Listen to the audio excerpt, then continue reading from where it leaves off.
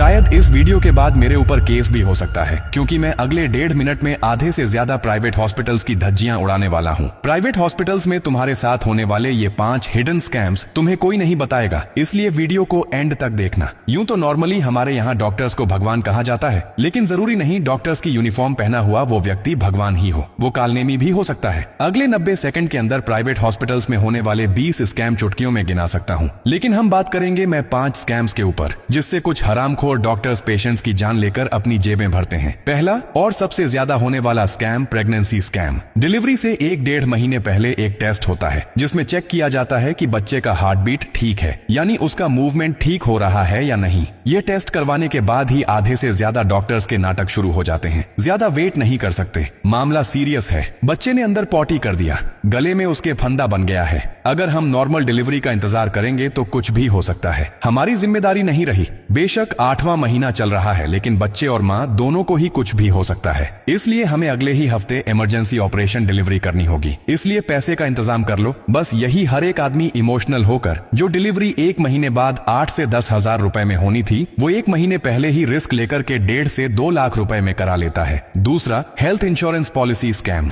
जब भी किसी व्यक्ति को तुम्हें छोटी मोटी चीज के लिए हॉस्पिटल में एडमिट कराना हो, तो सबसे पहला सवाल तुमसे यह पूछा जाएगा कि क्या इनका हेल्थ इंश्योरेंस है। तुम्हारे यहाँ कहते ही वहाँ के स्टाफ को समझ में आ जाएगा कि इंश्योरेंस कंपनी को कैसे लूटना है। अब तुम्हें लगेगा कि यार मेरा बिल इंश्योरेंस कंपनी पे कर दिए तो मुझे इसमें दिक्कत क्या है। अरे भाई, अन्न पराया हो सकता है, लेकिन पेट तो तुम्हारा है। वो ऊना दूना बिल बनाने के लिए इंजेक्शंस और सर्जरी से तुम्हें छेद के रख देंगे, उसका क्या। अगर उस व्यक्ति की बीमारी छोटी मोटी है तो छूटते ही तुम्हें मना कर देना है, क्योंकि अगर हाँ कर दिया तो यह कुत्ते को हड्डी दिखाने जैसा होगा। अब तीसरा है मेडिसिन स्कैम। जरूरी नहीं कि कोई भी डॉक्टर्स तुम्हें दवाइयां लिखे तो वो दवाइयां तुम्हें उसी के स्टोर से या उसी के मेडिकल से लेनी पड़ेंगी। तुम्हें कानूनी तौर पर पूरा अधिकार है कि तुम दवाइयां कहीं से भी खरीद सकते हो। पहले चेक कर लो हॉस्पिटल के मेडिकल स्टोर पर दवाइयों की प्राइसिंग क्या है और बाहर प्राइसिंग क्या है। जहां से अच्छा लगे वहां से खरीदो। चौथा, इमरजेंसी ICU स्कैम। इसमें परिवार को बोला जाता है कि इनकी कंडीशन बहुत ज्यादा खराब होती जा रही है, इनका ऑक्सीजन लेवल गिरता जा रहा है, अगर ICU में भर्ती नहीं किया तो इनके साथ में कुछ भी हो सकता है। अब यहाँ कितना भी गरीब आदमी हो, वो अपने फैमिली मेंबर को बचाने के लिए तुरंत ही ICU में भर्ती करने के लिए हाँ कह देगा, और यहीं शुरू हो जाएगा डॉक्टर्स के चार्जेस का नंगा नाच। ICU में bed charges, monitoring charges, oxygen charges, nursing charges, doctor charges, uses of equipment charges और भी ना जाने कितने चार्जेस को बिल में ऐड करके